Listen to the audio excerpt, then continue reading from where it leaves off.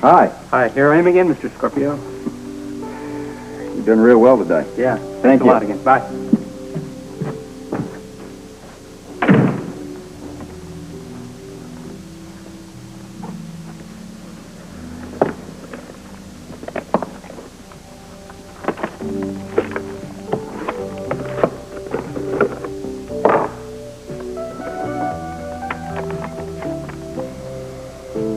Your home is never without Holly. That's your sweetheart.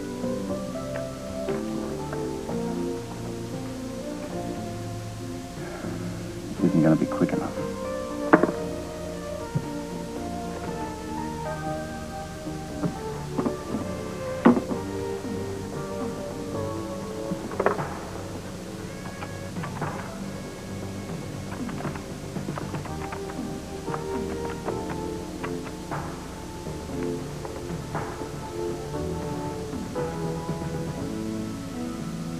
Holly?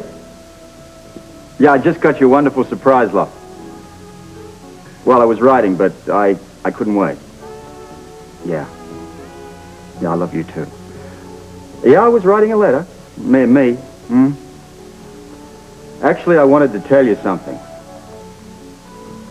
Something that's very important. It's been a pleasure working with you.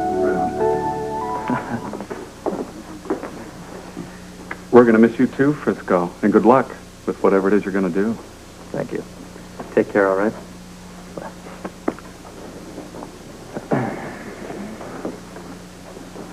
Wasn't expecting that you're leaving the show. I'm going to find out who killed Josh, Felicia. Well, whatever you do, I'm with you. You've always been the one who needs you. I have a surprise for you. Something kind of nice, I think. Maybe you might kind of like it. It'll brighten things up a little bit. What am I going to know? Maybe in a couple of days. A couple days. Huh? All right. Give me a little time to simmer down. I promised Robert I wasn't going to be hot-headed about this. So I'm just going to sit back and try to figure out who the agents are that want to kill me.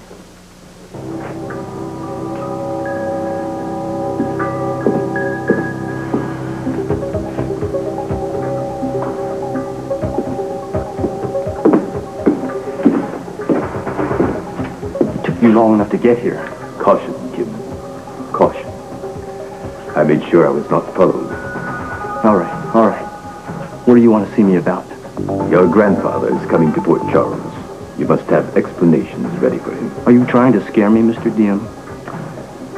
I stress importance only. I'm not afraid of him. Then you are a rarity. He's not happy with some of the things that you've been doing. I warn you. Explanations are in order. Don't worry. I'll have them. I hope so, for your sake.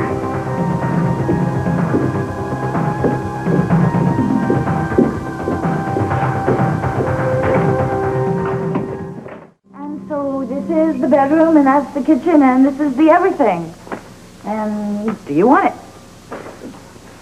Well, I'm not exactly sure. You're not? Well, I do want to move, but it depends. On what? Well, it's, Felicia, the rent is the same as exactly what I told you before. I haven't raised it. Well, it's not the rent. I can swing that. But there could be a problem. Can I talk to you about something personal? Sure. Mr. Frisco?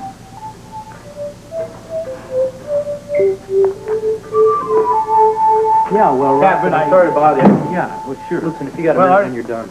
No, go ahead. It's all right, Bobbie. Well, sure, I'll tell them that you're incommunicado until later this afternoon. You know, Sean Donnelly's indictment must be a top priority with our DA if he's willing to meet at your house. Yeah, sure. No problems at this end. I'm bringing in Dr. O'Connor later because I would like him to explain to us a little his relationship with Terry. Yeah, I hope so, too. Fine. I'll be talking to you. Well? I just needed to talk to you. No, wait a minute. I really think that I should send you outside and have you knock on the door. Or is that a concept you've never heard of, knocking on doors? Sorry. There's something that I needed to talk to you about immediately. Well, all right. Go ahead, talk. I've got an idea. Oh, how wonderful. What is it? I want you to hire me. Hire you? I want a job working for the police department. Surprising about this, Bert, you put posters up all over town asking for young, healthy, adventuresome men to come and have a life in law enforcement. Well, here I am. Frisco, it's ridiculous. What's ridiculous? Look, moonlighting is all right if you're looking for some odd job. I'm not moonlighting. You already have a career in television, and that takes energy. Being a policeman takes energy. You can't do both. I don't intend to do both. I quit my job at the station yesterday. You quit your job? I always understood that you had one of those dream jobs. Yeah, well, the dream was sort of shattered when Josh died. All right, your friend is dead. It's a shock. I can understand that. I'm not in shock anymore, Bert. I'm living in reality right now. Now, what I want to do is find the killer, and I want to work within the system to do that. Well, you talk about reality? I'll tell you what reality is. Being a policeman takes a lot of time. Those PR spots that you saw probably didn't mention that. Whatever it takes, I'm ready to do that commitment. Months? That's no good. That's how it is. Can't you do some sort of assignment or assessment or something you can do around here, a special project or something? You mean deputize you like an emergency measure? Perfect. Oh, come on, Frisco. That's only done on television and in the movies. Yeah, well, in the movies by now, the police would be on top of the bad guys. Frisco, I cannot pin a badge on you and send you out in the streets cold turkey. There's no way I could do that. Whoever killed Josh did it cold turkey. You can't tell me they had months of training. There's no way. And I've had on-the-job training. What about this whole deal with the treasure, huh? All right. I can't argue with you about that. Well, I'll talk to Robert, and maybe, I'm saying just maybe, there is a way that we can use you on this case. one word from you is worth 1,000 from anybody else to Robert. I'm not going to press him, Frisco. I'm just going to suggest it. This murder case is Robert's baby. Just take a little advice from me. Lie low. Don't jump the gun, because anything you do that hurts yourself will hurt this investigation. As long... Yeah. Oh, good morning. Mark said we'd come right in. Yeah, that's fine. Frisco, if you don't mind, I have to talk to these Can I give you just one little word of advice? Well, just make it short. You know, this man here isn't my favorite person.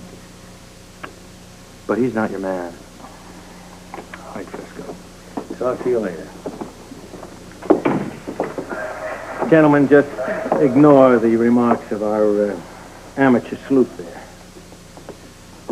Doctor, Josh Clayton's murder, the weight of all the evidence points directly to you.